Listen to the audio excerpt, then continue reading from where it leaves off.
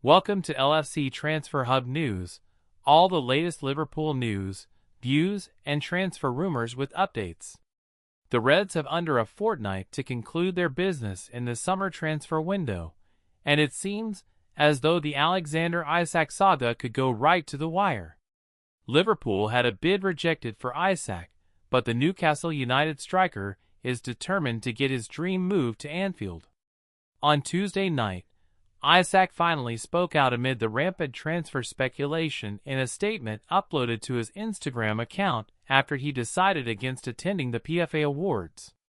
He spoke of broken promises and trust being lost, meaning that his time at Newcastle can't continue. The Magpies have since released their own statement on the situation. Liverpool are determined not to be held to ransom by Newcastle's £150 million asking price, and it remains to be seen if that stance will change in light of the latest developments. Elsewhere, Harvey Elliott and Kostas Tsimikas face uncertain futures, while Ibrahima Konate's future also needs to be resolved with the centre-back into the final year of his contract. On the other hand, Shearer slams Isak's agent.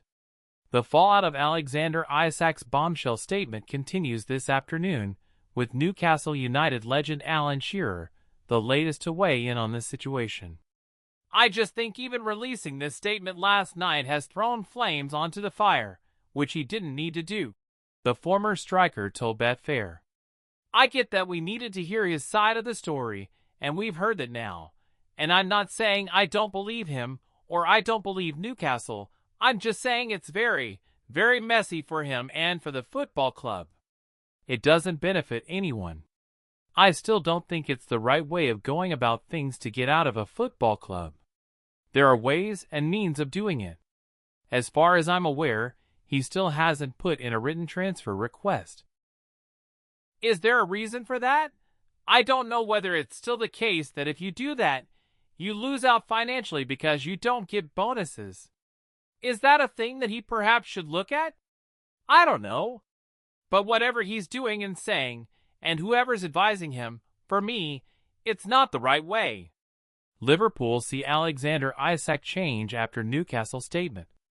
Odds on Liverpool to sign Alexander Isak have drifted following Newcastle's fresh stance.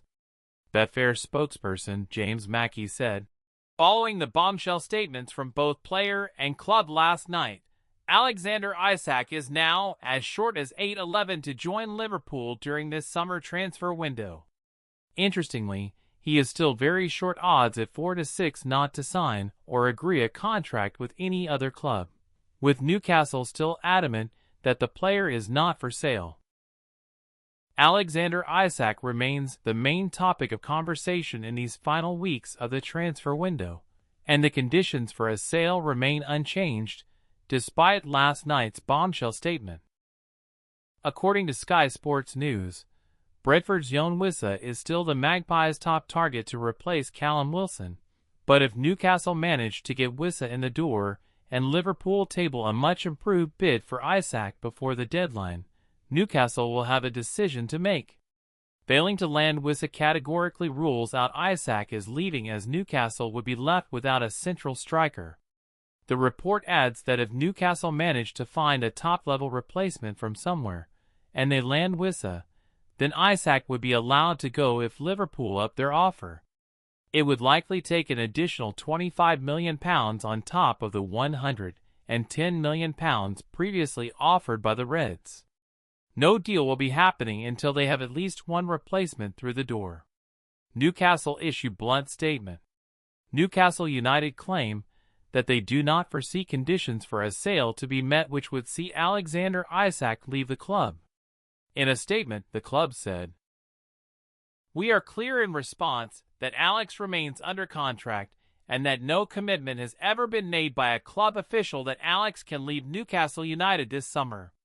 We want to keep our best players, but we also understand players have their own wishes, and we listen to their views. As explained to Alex and his representatives, we must always take into consideration the best interests of Newcastle United, the team and our supporters in all decisions, and we have been clear that the conditions of a sale this summer have not transpired. We do not foresee those conditions being met. This is a proud football club with proud traditions, and we strive to retain our family feel. Alex remains part of our family, and will be welcomed back when he is ready to rejoin his teammates. Another news is Virgil van Dijk on Premier League longevity, leadership, and Liverpool responsibility. Virgil van Dijk has reflected on a decade in the Premier League that has brought him to the role of captain of the champions. The Netherlands international arrived in England's top flight when he signed for Southampton from Celtic on the first day of September in 2015. After 2.5 years with Saints, the defender moved to the Reds in January 2018 and began a spell that has yielded huge personal and collective success.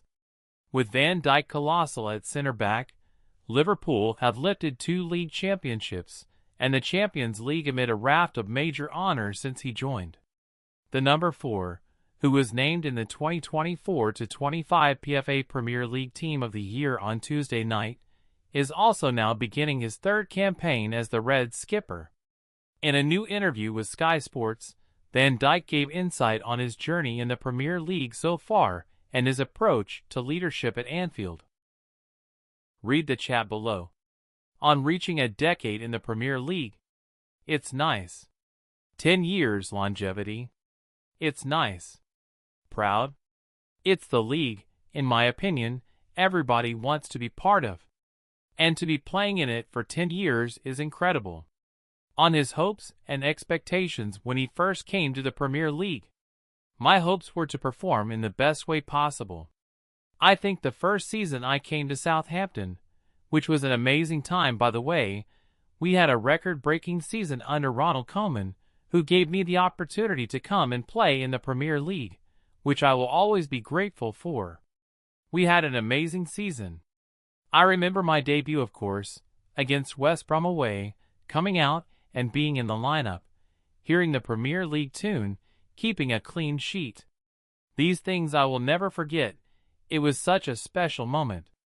I felt like a little kid after the game, because you see the games, and now you're playing in the Premier League yourself. You work so hard to be there. Doing that at Southampton was incredible. I had 2 amazing years, even longer, and I really enjoyed it.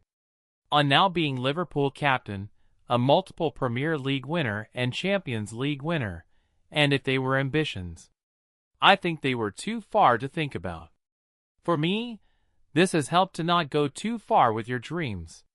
But I can't lie, when I joined Liverpool, I would have loved to be achieving what I've achieved up until now, being the captain, being the first Dutch captain lifting the Premier League, winning the Champions League, the cup competitions that we have won.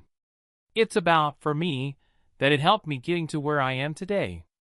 Having people speak about me in a positive way is obviously always a good thing. That's what we have to focus on who passed on the values and made it clear what it is to be a Liverpool player. Jordan Henderson and James Milner. I became 3rd captain after 6 months at the club, which was such a massive honor already. But then to pick up so many things, and I'm an observer, I observe everything, I listen, I collect a lot of information and never forget things.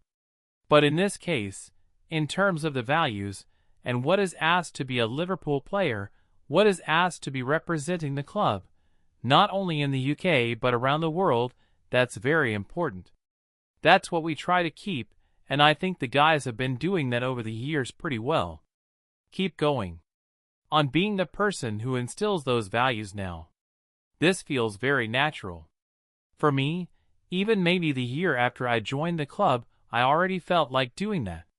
At the end of the day, it's all about how you operate yourself, because people are looking at you and players that will maybe eventually join the club are looking at how we operate anyway.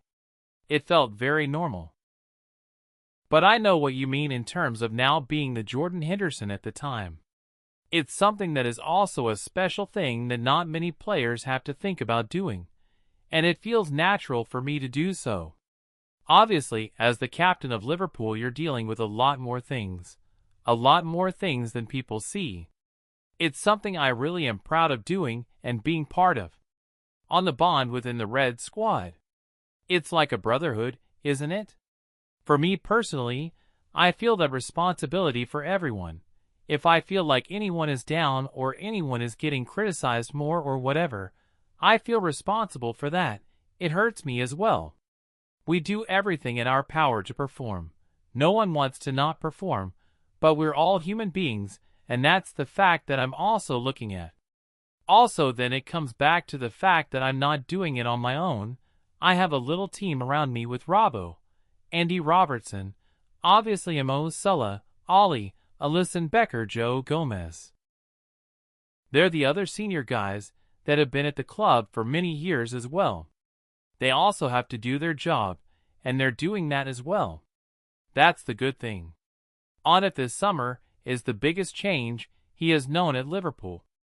Last year was quite a big change. I think people underestimate it now a little bit because we won the league.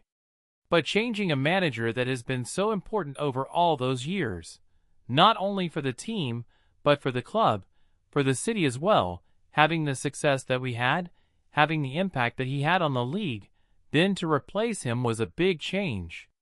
But now we're not talking about it. That's how obviously the world works a little bit, because we are the Premier League winners from last year. It's all about the signings performing, and they all know that. They all know when they join a club like Liverpool, the reigning champions, that they have to perform. And it's down to them, but also us as a team, in order to create an environment that they can do so in. On the other side, Mark Guéhi potential ban explained as Liverpool transfer talks continue. Liverpool continue to hold talks with Crystal Palace over a move for centre-back Mark Guéhi.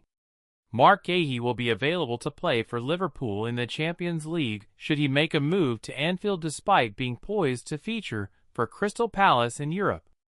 Guéhi will line up for Palace in their first ever major European tie, when they entertain Fredrikstad of Norway in their Conference League playoff first leg on Thursday evening.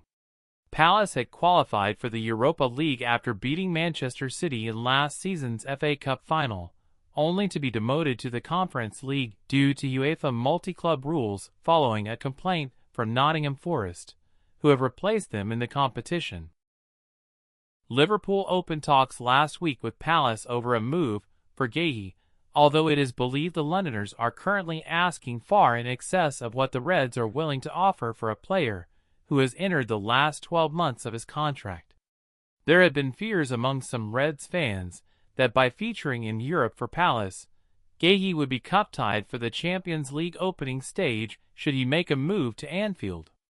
However, UEFA rules stipulate that a player who features in the qualifying rounds of the Champions League, Europa League or Conference League can then play for another club in European competition from the league stage onwards.